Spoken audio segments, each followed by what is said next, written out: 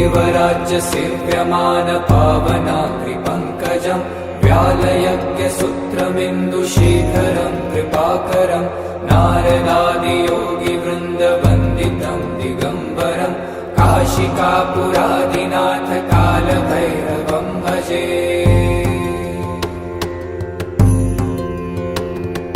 भानुकोटिभास्वरं भवाब्दितारकं परं नीलकण्ठमीप्सितार्थदायकं त्रिलोचनं कालकालमम्बुजाक्षमक्षशूलमक्षरं काशिकापुरादिनाथ कालभैरवं भजे।